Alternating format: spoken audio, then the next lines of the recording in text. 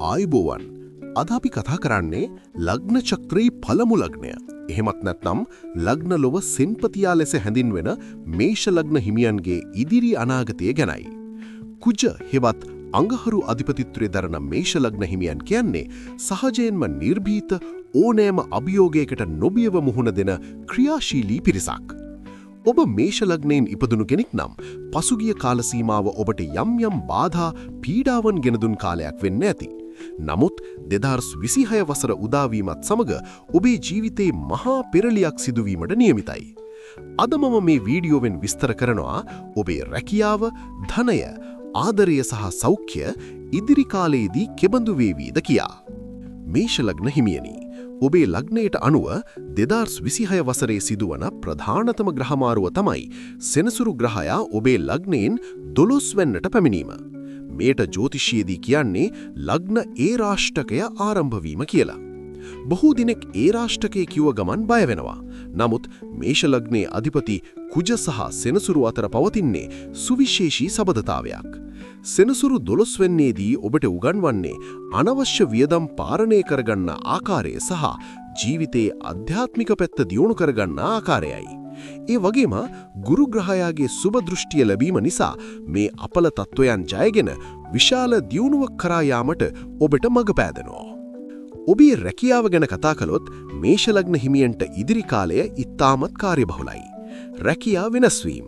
ඔබ කරන රැකියාවෙන් ඉවත් වී අලුත් රැකියාවකට යාමට හෝ විදේශ රැකියාවකට යාමට බලාපොරොත්තු වෙනම නම් මැයි මාසයෙන් පසු කාලය ඉතාමත් සුබයි. ව්‍යාපාර.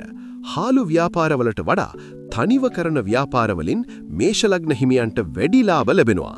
විශේෂයෙන්ම ඉඩකඩම්, ඉදිකිරීම සහ තාක්ෂණික අංශවල නිරත අයට වාසනාව උදා වෙනවා. අභියෝග. රැකියා ස්ථානයේ ඉහළ නිලධාරීන් සමග කතා කිරීමේදී ඔබේ වේගවත් කෝපය පාලනය කරගන්න. ඉවසීමෙන් වැඩ කළොත් මේ වසරේ ඔබට උසස් වීමක් ලැබීම ස්ථිරයි. ධනය සම්බන්ධයෙන් මේෂ ලග්න හිමියන්ට ඉදිරි කාලය මිශ්‍ර ඵල ගෙන දෙනවා. ආදායම් මාර්ග. ඔබේ උත්සාහය මට පමණක්ම ආදායම රඳා පවතිනවා. අහම්බෙන් ලැබෙන ලැබීම් වලට වඩා ඔබේ දහඩිය මහම්සියෙන් උපයන මුදල් මේ කාලයේ ස්ථාවර වෙනවා. වියදම්. 12 වෙන්නේ සෙනසුරු ගමන් කරන නිසා අනවශ්‍ය රෝහල් වියදම් හෝ නීතිමය ගැටලු සඳහා මුදල් වැය වෙන්න පුළුවන්. ඒ නිසා හැම විටම හදිසි අවශ්‍යතාවයක් සඳහා මුදල් ඉතිරි කර තබා ගැනීම ඉතාමත් වැදගත්. දීපල. පරණ වාහනයක් විකුණා අලුත් වාහනයක් ගැනීමට හෝ නිවසක වැඩ ආරම්භ කිරීමට වසරේ මැද භාගයේදී අවස්ථාව උදා වෙනවා. පෞද්ගලික ජීවිතය තුළ මේෂ ලග්න හිමියන් වඩාත් සංවේදී විය යුතු කාලයක්. විවාහය. විවාහය ප්‍රමාද වූ මේෂ ලග්න හිමියන්ට 2026 වසරේ අගභාගයේදී ඉතාමත් සුබ මංගල යෝග උදා වෙනවා. සහකරු හෝ සහකරිය තෝරා ගැනීමේදී දුරදිග බලා තීරණ ගන්න. පවුලේ සාමිය. සහෝදර සහෝදරියන් සමග පවතින සබඳතා තවදුරටත් ශක්තිමත් වෙනවා. පවුලේ වැඩිහිටියෙකුගේ සෞඛ්‍ය වෙනුවෙන් ඔබ යම් කාලයක් සහ මුදලක් වැය කිරීමට සිදුවිය හැකියි. අවවාදය. ඔබේ හිතුවක්කාර තීරණ නිසා පවුල තුල අසමගිය ඇතිවීමට ඉඩ තිබෙන නිසා සෑම දෙයක්ම සාකච්ඡා කර විසඳ ගැනීමට උත්සාහ කරන්න.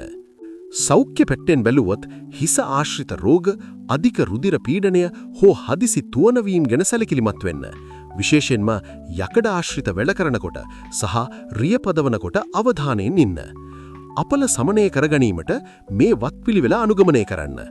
අඟහරුවාදා දිනවල කතරගම දෙවියන්ට පූජාවක් පවත්වා ආශිර්වාද ලබා ගන්න.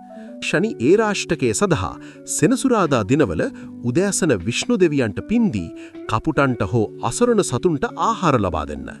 පිරිත් ශ්‍රවණය.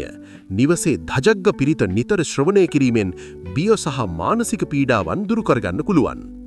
ඉතින් මේෂ ලග්න හිමියනි, බාධක පැමිණියත් ඒවා ඔබේ වාසනාවට පෙරලා ගැනීමට ඔබට හැකියාව තිගෙනවා. 2026 වසර කියන්නේ ඔබේ ශක්තිය ලෝකයට පෙන්වන්න ලැබෙන අවස්ථාවක්. මේ වීඩියෝව වැදගත් කියලා හිතෙනවා නම් ෂෙයා කරන්න. ඔබේ ලග්නය මේෂ නම් මේෂ කියලා කමෙන්ට් කරලා අපේ channel එක subscribe කරන්න. ඔබට වාසනාවන්ත අනාගතයක් ප්‍රාර්ථනා කරනවා. ආයුබෝවන්.